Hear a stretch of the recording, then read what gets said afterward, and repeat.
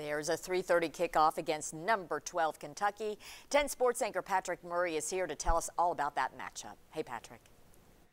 Hey, Robin and John. The last time the Vols played a ranked Kentucky team was 1977, Johnny Major's first season as head coach, but that was in Lexington. The last time a ranked Wildcats team played here in Knoxville was 1950. General Neyland's 9th-ranked Vols beat Bear Bryant and number 3 Kentucky 7-0. Yeah, you heard that right. Bear Bryant. The General never lost to him, and the only touchdown came on a Hank Loricella pass to Burt Retchikar.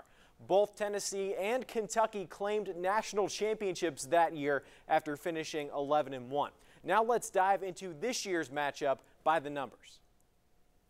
16 straight wins for the Vols over Kentucky at Neyland Stadium dating back to 1984.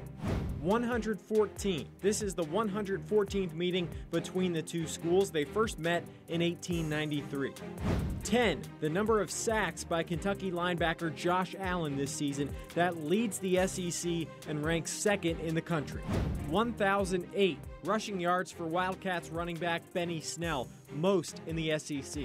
3 interceptions for Vols defensive back Bryce Thompson, the most by a freshman in the SEC and the most by a UT freshman since Eric Berry in 2007.